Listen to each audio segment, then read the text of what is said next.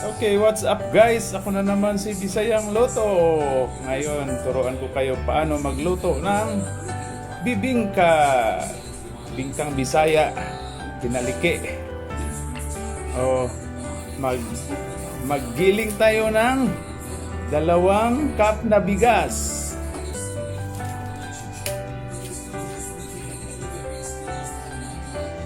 Ayaw.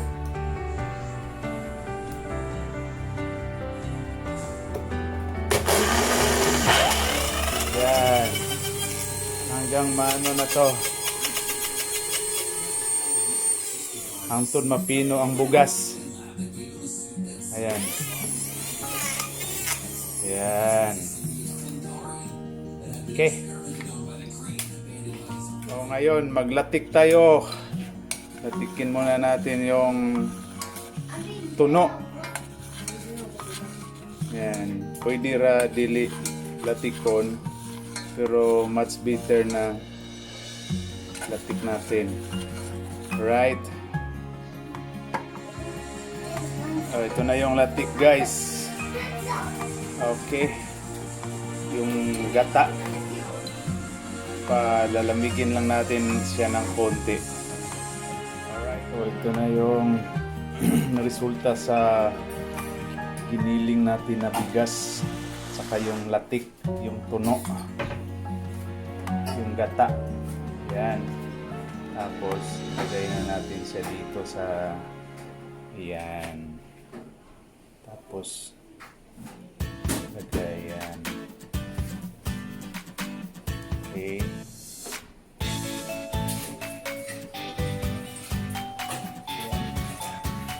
Nagpas kunti ng kalahati lang.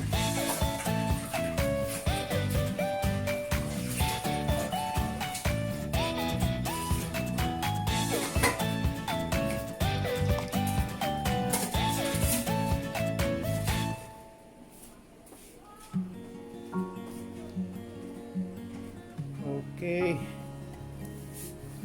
Ito na yung bingka natin. Nakagawa na tayo ng shakoy, bingka na naman.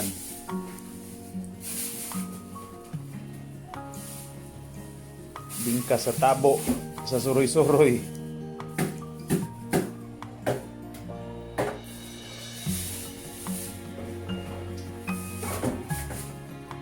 Okay.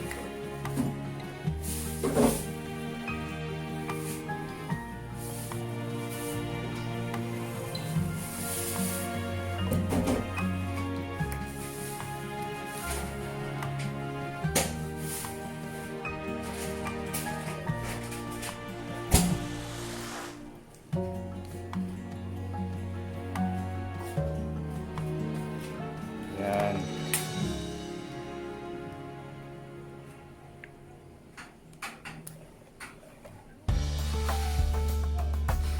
Okay. Merong malaki.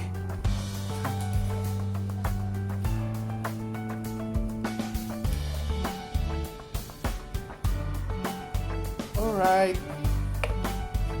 Ayan na. Ayan na guys. Ayun. Lagay na natin sa okay.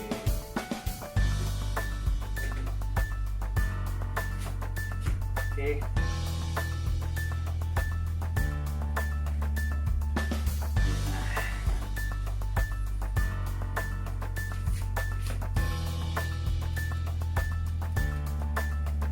Okay, mga 20 minutes luto na na, makakaon na taog bingkang pinaliki. Alright, okay, 20 minutes na, ato na rin magawa na tong bingka. Yan.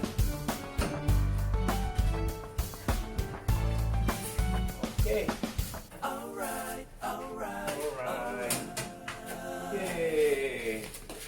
There you go. Na kayo? Mood. Yan na. So, ito na yung finished product natin guys. Ayan. Ayun. Kaunon. Ayan na. Ayan. Ayan ang snacks.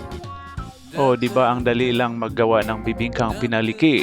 Ito lang po ang ingredients and steps natin. Number 1, magiling lang tayo ng 2 cups of rice. Number 2, magata. Estimate nyo lang gaano kadami ang gawin nyo ng bibingka. Number 3, sugar. Ipaghalo natin sa gata. Kayo nang bahala magtimpla. Kasi mayroong gustong matamis, mayroon ding gustong sakto lang.